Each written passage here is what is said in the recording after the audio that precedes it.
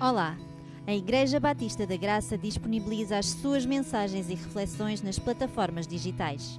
Se quiseres continuar a receber, podes acompanhar-nos no Spotify e YouTube. Deus abençoe.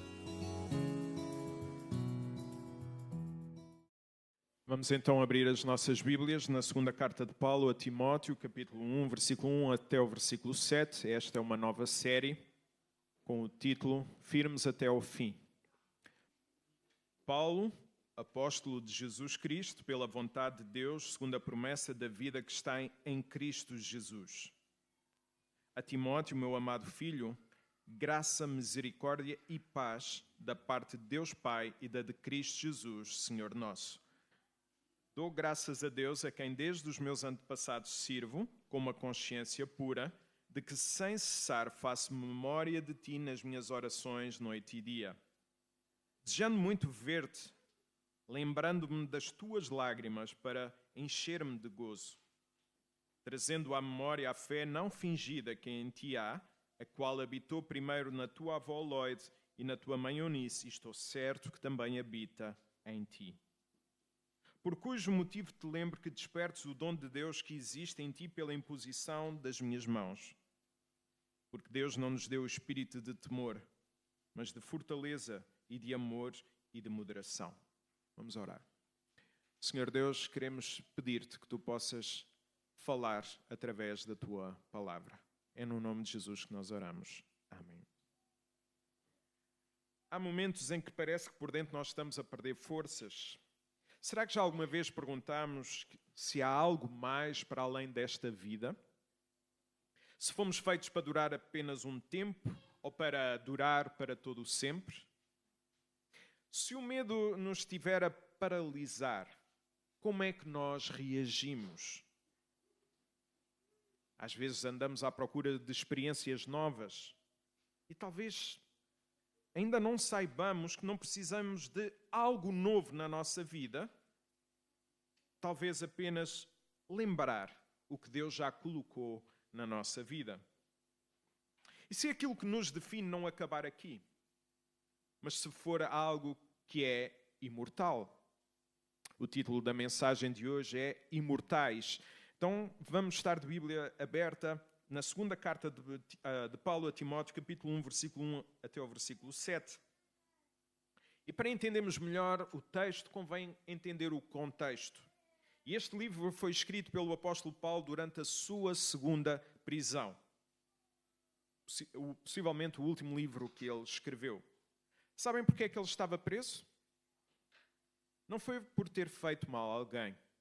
Foi apenas por anunciar o Evangelho do Senhor Jesus Cristo. Como é que isso aconteceu? Anos antes, Roma foi devastada por um enorme incêndio provocado pelo imperador Nero. Para não assumir a culpa, Nero arranjou um bode expiatório, os cristãos. A partir daí começou uma perseguição violenta e sem piedade para com todos os discípulos do Senhor Jesus. Paulo, sendo um dos líderes mais influentes, acabou por ser preso. Mas ao contrário da primeira vez, onde estava em prisão domiciliária com algum conforto, agora estava numa prisão fria, sozinho e à espera da sentença de morte. Ele sabia que o seu fim estava próximo e por isso pensa ainda mais em cada palavra. E mesmo assim, diante deste contexto de vida, ao saber que o seu discípulo Timóteo andava a desanimar por causa da sua saúde e também da perseguição que a igreja estava a sofrer, decidiu escrever-lhe. E Paulo não escreve com revolta, Paulo escreve com fé. Ele podia estar preso, mas o Evangelho não estava. E foi com esse mesmo Evangelho que encorajou o jovem Timóteo. Vamos ver como. Em primeiro lugar, vamos ver que somos chamados para a imortalidade. Capítulo 1, versículo 1. Paulo, apóstolo de Cristo Jesus, pela vontade de Deus, de conformidade com a promessa da vida que está em Cristo Jesus. Então, Paulo apresenta-se como apóstolo. E para alguém ser reconhecido como apóstolo, era necessário ter visto Jesus Cristo ressuscitado, Era necessário ter sido chamado pelo próprio Jesus e ter recebido revelação de Deus para a igreja. Como a revelação já acabou e como já não é possível ver Jesus ressuscitado, então podemos afirmar que já não existem apóstolos nos dias de hoje. Ao dizer que era apóstolo, Paulo não faz para exaltar o seu próprio valor, mas para mostrar o grande amor de Deus que o chamou para uma missão tão grandiosa. No momento mais duro da sua vida, Paulo fala mais de Deus do que si mesmo. Há algo de especial na vida daqueles que creem em Jesus, que diante do sofrimento falam mais de Deus do que das suas próprias dores. Paulo mostra também a Timóteo qual é a base da sua vida e, por consequência, qual a base que deve ser também para a nossa vida. A esperança que há em Jesus, tal como nós cantamos, na vida e na morte. E na vida, porque há vida eterna. O homem, Paulo, que está diante da morte, coloca os seus olhos na promessa da vida. É uma promessa da vida eterna a todos aqueles que creem em Jesus, João 3,16, porque Deus amou o mundo de tal maneira que deu o seu Filho unigênito para que todo aquele que nele crê não pereça, mas tenha a vida eterna àqueles então que creem em Jesus. Por isso Deus chamou-nos para a imortalidade. E quando vivemos esta realidade, percebemos que esta vida terrena não é tudo. Percebemos que nesta vida não é o mais importante. Paulo sabia como esta vida era dura. Ele diz o seguinte na segunda carta aos Coríntios, capítulo 11, versículo 23 a 28. São ministros de Cristo? Eu ainda mais. Em trabalhos muito mais. Em açoites mais do que eles. Em prisões muito mais. Em perigo de morte muitas vezes. Recebi dos judeus 5 vezes 40 açoites menos 1. 3 vezes fui açoitado com varas. 1 vez fui apedrejado. 3 vezes sofri naufrágio. 1 noite e 1 dia passei abismo. Em viagens muitas vezes, em perigos de rios, em perigos de salteadores, em perigos dos da minha nação, em perigos dos judeus, em perigos na cidade, em perigos no deserto, em perigos no mar, em perigos entre os falsos irmãos. Até cansa o sofrimento, em trabalhos e fadiga, em vigílias muitas vezes, em fome e sede, em jejum muitas vezes, em frio e nudez. Além das coisas exteriores, oprime-me cada dia o cuidado com todas as igrejas. Homem sofrido, homem de dores, mas ao mesmo tempo ele afirmou, porque tenho para mim, por certo e garantido, que os sofrimentos do tempo presente não podem ser comparados com a glória que vai ser revelada a nós. Romanos 8, 18. Então, se estás em Jesus por meio da fé, lembra-te, a tua história não começou quando foste concebido. A tua história não termina no cemitério. A tua história começou na cruz e continua até a eternidade. Não tem fim porque és imortal. Por isso não confundas caminhada com destino, porque a tua caminhada de facto pode ser dura, mas o teu destino será tranquilo. Afinal, nós somos imortais. Aqueles que estão em Cristo Jesus são imortais. As circunstâncias podem ser duras, mas há algo melhor reservado para aqueles que estão em Jesus. Somos chamados para a imortalidade, conforme vemos neste texto. Por isso não devemos viver para conquistar este mundo, mas viver como quem já foi conquistado para o outro mundo. Às vezes vejo as pessoas a quererem conquistar este mundo e não se preocupam se de facto já foram conquistados para o outro mundo. Por isso, pergunto, tens vivido com esperança na tua imortalidade? Ou sentes-te derrubado com as preocupações e angústias do dia a dia? O Evangelho de Jesus é o único que traz esperança. Esperança que vai para além desta vida. Então, se nós fomos chamados para a imortalidade e temos esta esperança viva, é natural que isso também transforme os nossos relacionamentos, quer com Deus, quer com as pessoas. Vamos ver isso no versículo 2. Ao amado filho, a palavra aqui também pode ser discípulo, Timóteo, graça e misericórdia e paz da parte de Deus Pai e de Cristo Jesus, nosso Senhor. Paulo, vivendo com a certeza de que foi chamado por Deus para a imortalidade, desejou o melhor para Timóteo, o seu filho espiritual, o seu discípulo. Embora não tenha sido convertido por Paulo, Timóteo cresceu espiritualmente ao seu lado. Fizeram viagens juntos, partilharam momentos marcantes, enfrentaram dificuldades. E foi assim que essa relação se fortaleceu lado a lado. Não foi algo instantâneo. Foi fruto de uma vida de fé vivida lado a lado e que demorou algum tempo a ser construída. E quando caminhamos assim com alguém, os laços espirituais tornam-se muito mais fortes. Quando sabemos quem somos, quando sabemos para onde vamos, começamos também a desejar o melhor para aqueles que Deus colocou ao nosso lado. Reparem, Paulo deseja 3 coisas fundamentais para a vida de Timóteo: graça, o dom imerecido, ou seja, o perdão concedido por Deus e que nos aceita apesar de nós. Em segundo lugar, misericórdia, isto é, a libertação da condenação que merecíamos por causa do nosso pecado. Em terceiro lugar, paz. Isto é, a reconciliação com Deus que só é possível por meio do nosso Senhor Jesus Cristo. Este é o verdadeiro bem que nós podemos desejar a alguém. Não coisas materiais, mas bênçãos eternas. Quando vivemos com esta perspectiva, nós não vamos desprezar os nossos irmãos. Nem vamos usar frases que podem até soar espirituais, mas que não o são, tal como prefiro não me relacionar com esta pessoa para não ter problemas. De espiritual esta frase não tem nada. Quem vive com os olhos postos na eternidade e com a convicção de que foi chamado por Deus para a imortalidade, percebe então que o propósito da igreja é refletir a glória de Jesus através da sua unidade. E por isso é que a igreja deve ser o reflexo do amor de Cristo também pela igreja, em que para Deus não há diferença de pessoas.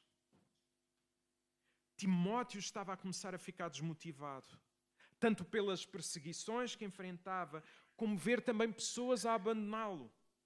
Paulo encorajou-o com palavras que revelam uma profunda afeição e cuidado. Nós somos chamados a amar todos os irmãos com verdadeiro afeto, mesmo aqueles que nós temos grandes dificuldades. Somos chamados a amar todos os nossos irmãos. Paulo é claro em Romanos 12:10, amai-vos com afeição uns aos outros. Não é alguns, é uns aos outros, com amor fraternal, preferindo-vos em honra uns aos outros. Esta unidade e afeição entre irmãos não surgem do nada. Há algo profundo que nos liga, algo que não se desfaz com o tempo nem com as dificuldades. É a fé. É a fé que nos liga a Cristo, é a fé que nos liga uns aos outros, é a fé que partilhamos porque ela é viva, ela é firme, ela é imortal. Então, em primeiro lugar, vimos que somos chamados para a imortalidade. Em segundo lugar, nós vimos que somos ligados por uma fé imortal. Vamos ver isso no versículo 3.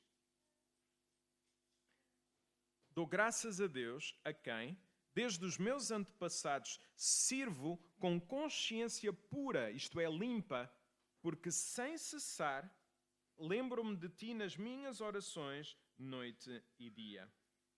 O apóstolo Paulo estava preso como um malfeitor, mas mesmo assim dava graças a Deus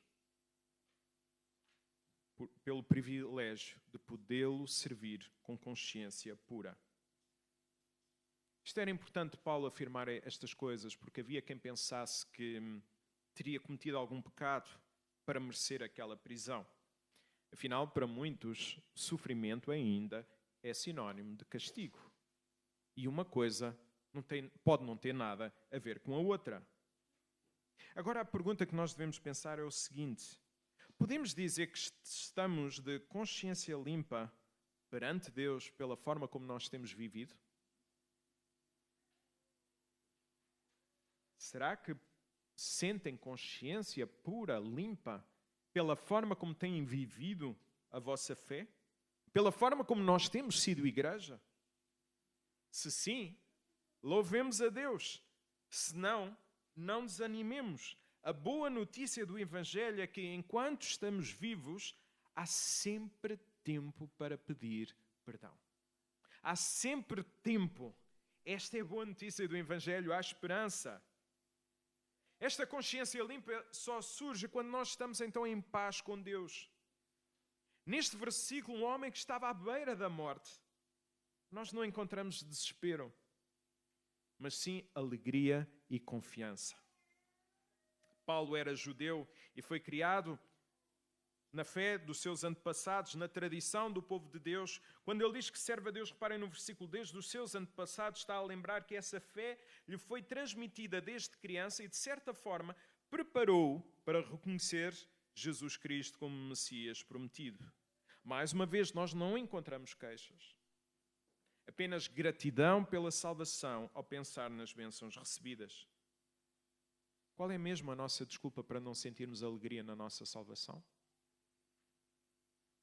Quando estivermos a perder a alegria de servir a Deus, mais do que pensarmos nas coisas boas que temos nesta vida, devemos pensar o quanto Deus nos amou ao ponto de ter dado a vida do seu Filho, Jesus. Precisamos de olhar para o amor de Deus durante o dia para sabermos louvá-lo na escuridão da noite. Mesmo que tudo à nossa volta nos diga que o melhor é desistir, lembra-te, estamos ligados a Jesus por uma fé que é imortal, que não morre. Paulo encorajou Timóteo com a sua intercessão constante, pois orava por ele dia e noite.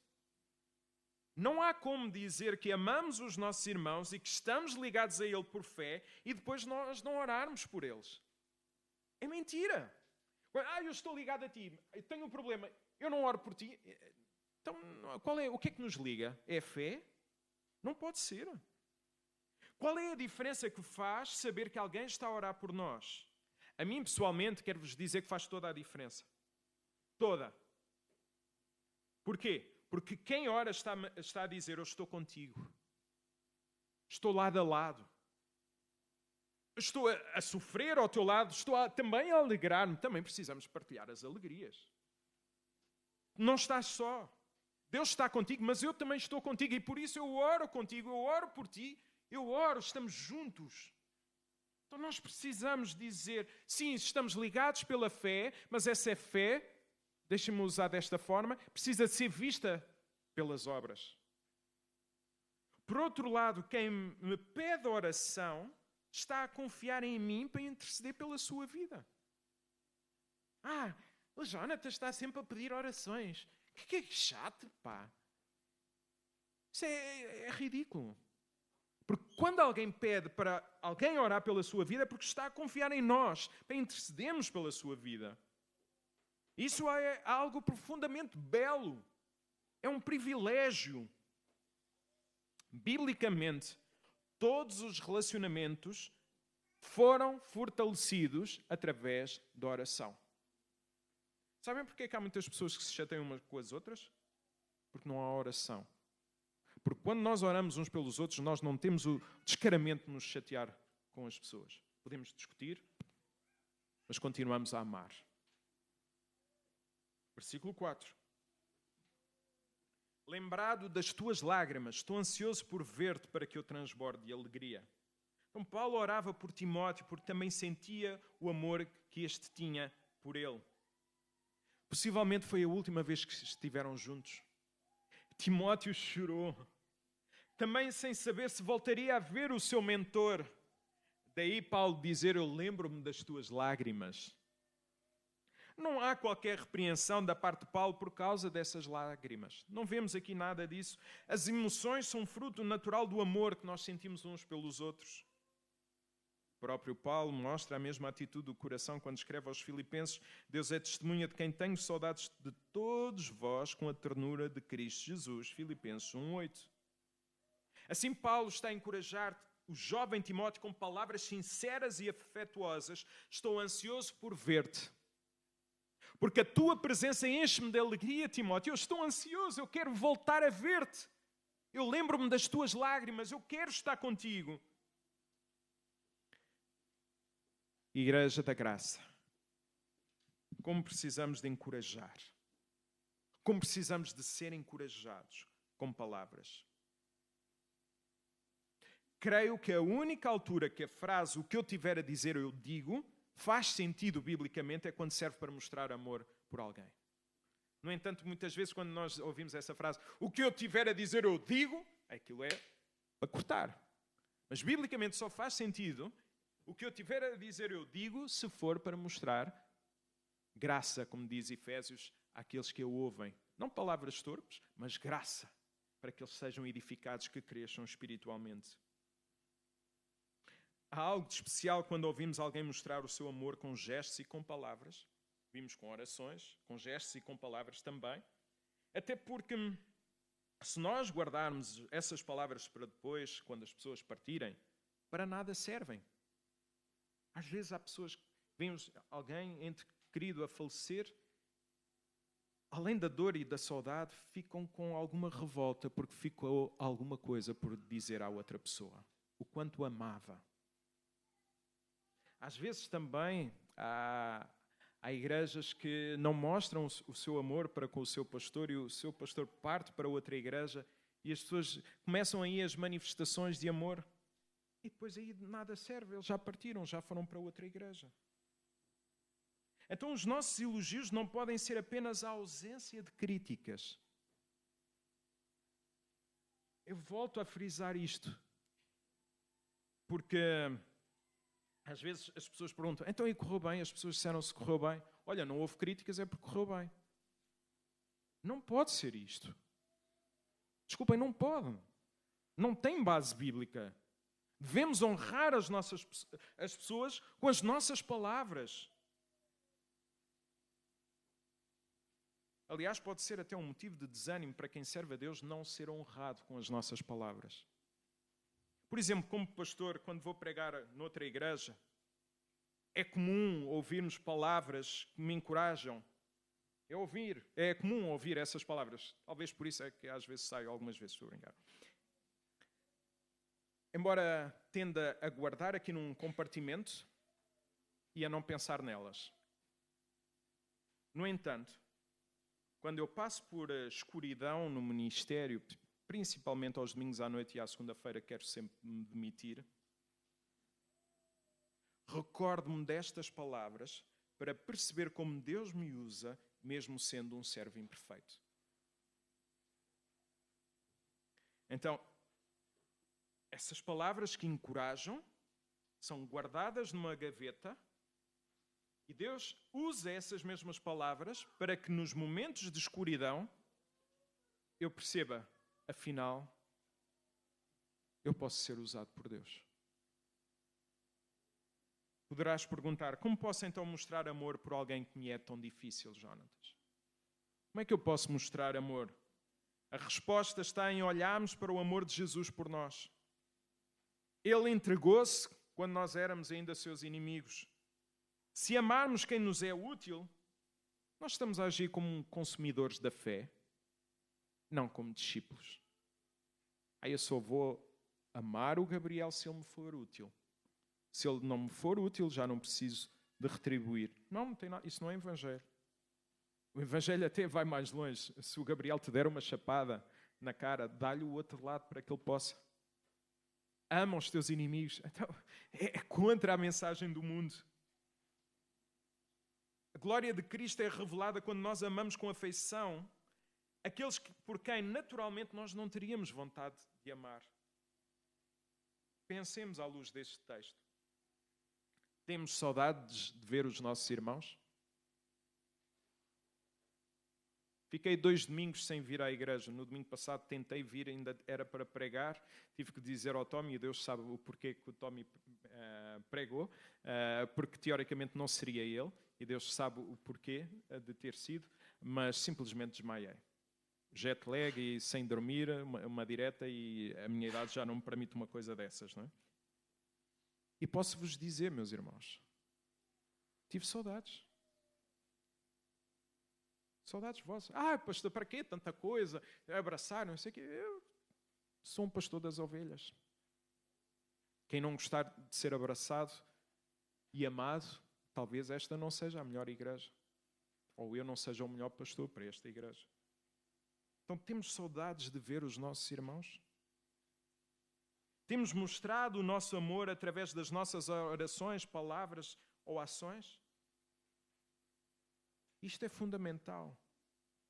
Às vezes as pessoas perguntam: pastor, como é que está o Daniel? Às vezes perguntam legitimamente. Às vezes também no sentido de: pastor, estás a fazer o teu trabalho? Agora, se eu sou membro de igreja, porquê que... Daniel, está tudo bem com a tua vida? Disseram que era para orar pela tua vida. Como é que estás, Daniel? Em que é que eu te posso ser útil? Como posso ser útil? Então, manifestarmos amor através das nossas orações, palavras e ações. Então, se nós respondermos não a alguma destas perguntas, se temos saudades ou se temos mostrado amor, voltemos a olhar para Jesus. É Ele que nos liga uns aos outros com uma fé imortal, até porque nós estaremos ligados por toda uma eternidade. No céu não vai haver um canto especial para os chateados. A pergunta é: será que eu vou para o céu por estar chateado? Quem diz que ama a Deus e que não o vê e não ama a seu irmão, esse é considerado mentiroso. 1 de João. Não sou eu que digo. Tenho problemas é com a Bíblia. Então vale a pena começar a viver esta realidade agora. A igreja precisa de antecipar aquilo que vai ser o céu. E certamente nos iremos surpreender com aquilo que Deus pode fazer quando nós amamos como Ele nos amou. E Paulo continua recordando a fé que os unia. Vejamos isso no versículo 5.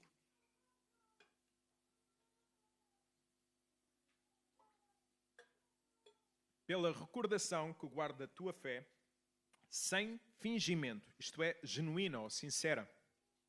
A mesma que primeiramente habitou na tua avó Loide e na tua mãe Eunice, e estou certo que também em ti. Então Paulo recorda a Timóteo que estavam ligados pela mesma fé. Uma fé genuína, viva. Uma fé imortal, que sustenta, que dá firmeza, mesmo quando tudo à volta parece desmoronar. Uma fé que ajuda a resistir, seja na prisão, como Paulo, seja no abandono e na perseguição, como a Timóteo. Agora, olhem novamente para esse versículo. Onde é que essa fé foi transmitida a Timóteo? No lar. Possivelmente o pai de Timóteo não era crente, mas isso não lhe impediu que a fé fosse ensinada primeiro ao mesmo tempo a sua avó Loide e depois pela sua mãe Eunice. Isto diz-nos muito sobre o poder de uma fé vivida em casa. Cada gesto, cada palavra, cada silêncio comunica alguma coisa. A pergunta é: o que é que nós temos comunicado? Será que aqueles que têm filhos, ao olharem para nós, podem ver Jesus na nossa forma de viver? Será que nós estamos a ajudar os nossos filhos a serem seguidores de Jesus? Eu não vou conseguir meter os meus filhos numa escola privada, não lhes vou conseguir dar um seguro de saúde, eu não lhes vou conseguir dar nada disso. Mas o objetivo da vida também não é esse. É tornar os nossos filhos seguidores de Jesus naquilo que nos for possível. Porque às vezes já vi pais dedicados ao Senhor e os seus filhos longe da fé. Já vi pais completamente afastados dos caminhos do Senhor e os filhos ligados ao Senhor. Mas devemos descansar por estarmos a ajudar os nossos filhos a serem seguidores de Jesus. Vivemos tempos de incerteza. Muitos estão preocupados com o futuro. Mas há algo que me dá confiança. Quando olho para trás, fico mais tranquilo quanto ao que vem pela frente. O meu avô Manuel, eu já disse isto aqui uma vez na igreja, ou duas. não deixou nada à nossa família em termos espirituais, em termos financeiros. Nem sequer o dinheiro para o funeral. Aliás, acho que estavam lá 80 euros na conta e no fim fomos comer alguma coisa e depois cada um teve que pagar o seu porque os 80 é uma família tão grande que não deu para nada. Talvez para as entradas. No entanto, se ele pudesse ver hoje o fruto das suas orações, creio que ficaria muito feliz ao ver que todos os seus filhos, que hoje já estão em paz uns com os outros, todos os seus netos e até já alguns dos seus bisnetos estão nos caminhos de Deus. E ontem nasceu mais um bisneto chamado Manuel. Um filho pastor, 2 netos pastores e quem sabe daqui a pouco tempo haverá um 3º neto a ser pastor. O meu avô viveu Mateus 6,33. Mas buscai primeiro o reino de Deus e todas as outras coisas vos serão acrescentadas. E hoje parece que estamos a inverter. Buscai primeiro todas as outras coisas e depois o reino de Deus. E posso dizer-te uma coisa, como herdeiro espiritual do meu avô Manuel. Não há melhor herança do que esta. Pessoas de fé deixam marcas profundas e levam-nos a querer viver mais para Jesus. Temos sido essa pessoa? Será que os nossos filhos, será que as novas gerações na nossa igreja podem olhar para nós e dizer: o Jonatas inspira-me a viver mais para Jesus. O Brian inspira-me a viver mais para Jesus. A Raquel inspira-me a viver mais para Jesus. Será que podem olhar para nós e dizer isso? Quem mais cresce na igreja é quem mais se esforça por viver o Evangelho em casa. Porque o compromisso real com a igreja começa com um compromisso sério no lar. Por isso, quando o diabo quer destruir a igreja, ele começa por destruir o nosso lar. Pois não podem existir igrejas fortes se os nossos lares forem fracos. Estamos a ver novamente a acontecer divórcios a acontecerem nas nossas igrejas. Não é em vão, porque nunca vimos o cristianismo, ou pelo menos eu não me recordo de ver o cristianismo a crescer tanto em Portugal, e por isso o diabo está a atacar as nossas famílias. Nunca falei tanto sobre família como este ano.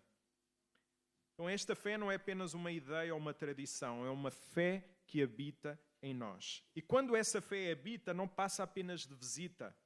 Ela permanece, ela sustenta, ela transforma. É por isso que nos momentos mais difíceis nós não nos sentimos abandonados, nem por Deus, nem por aqueles que nós partilhamos esta fé imortal. Então não tenhamos dúvidas. Jesus não quer fazer de nós um lugar para visitar, mas um lugar para Ele habitar. Agora, quem tem habitado na nossa vida? Chamados para a imortalidade. Em segundo lugar, ligados por uma fé imortal. E agora vamos ver em terceiro lugar, marcados por um poder imortal. Versículo 6. Por esta razão, pois, admoeste, não é a melhor palavra, a palavra é lembra-te, que reavives o dom de Deus que há em ti pela imposição das minhas mãos.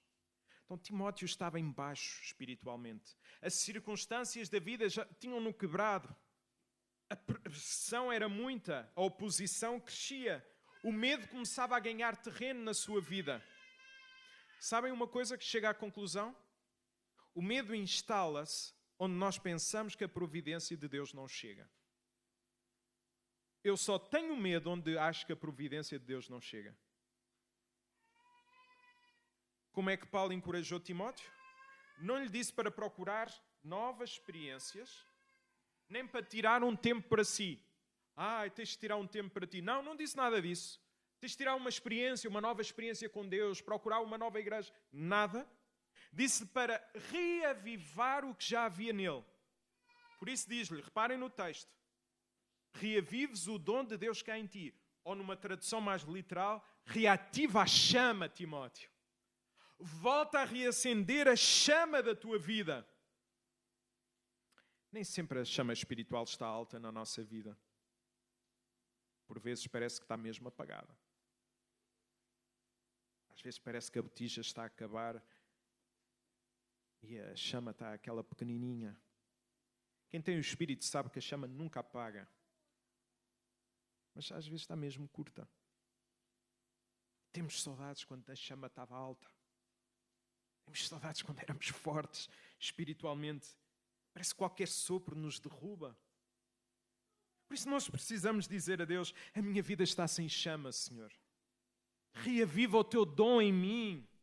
Quero voltar a ter essa chama espiritual. Quero voltar a estar cheio do teu Espírito Santo. Timóteo estava desanimado, mas Paulo não o deixou nessa condição. Quando nós amamos alguém, nós não deixamos ninguém sem chama. Então lembra-te sempre do que Deus já te deu e da força que há em ti. Sim, temos força.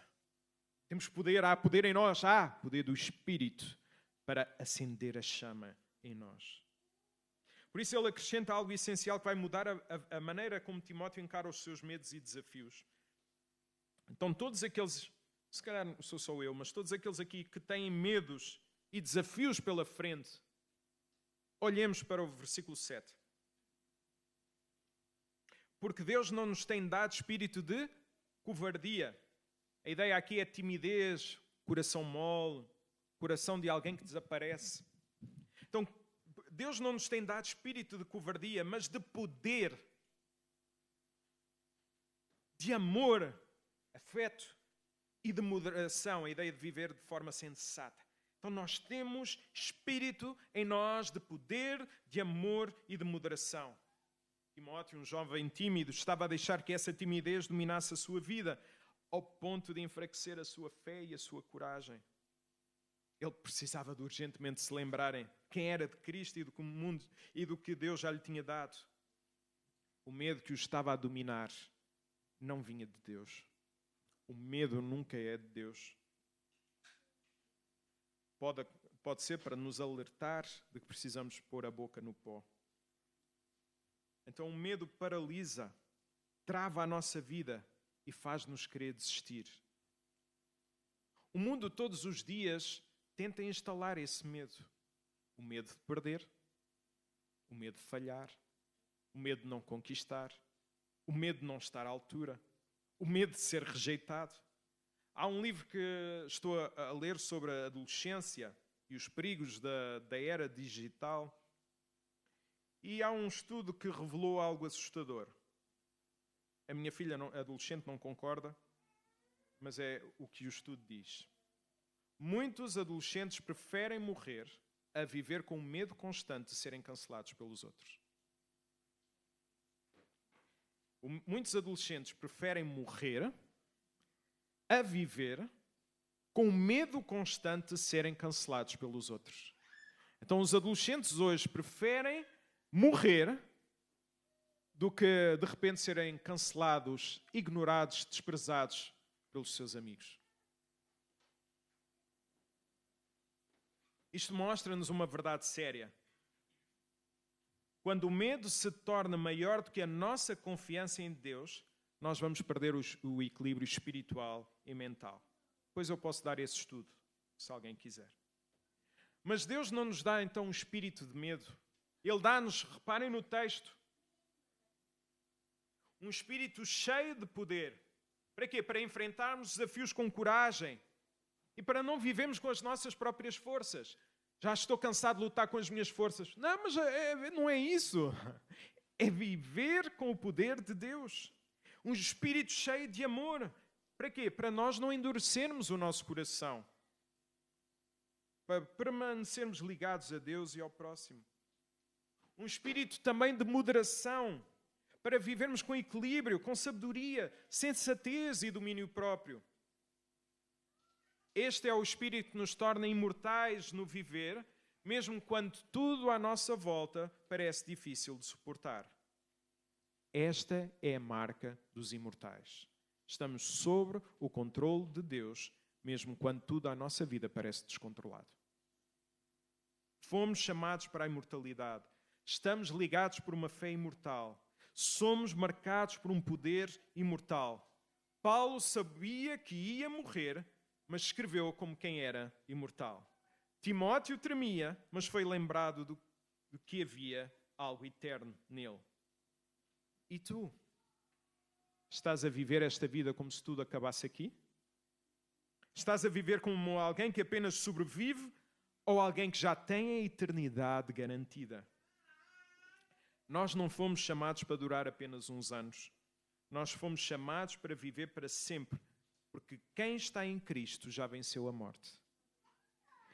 E aqueles que não estão em Cristo devem confessar Jesus Cristo como seu Salvador e Senhor, reconhecer que são pecadores e que precisam de Jesus para serem salvos. Então diz-me, estás a viver como um imortal ou como alguém que vai desaparecer? Vive como quem sabe que não vai desaparecer. Vive como alguém que já tem lugar garantido na eternidade. Por isso, igreja, por mais distrações que apareçam, que tenhamos sempre a coragem de dizer: eu sei quem vive em mim. Estou certo e seguro que Ele é poderoso para guardar a minha vida até ao fim. Que Deus nos abençoe.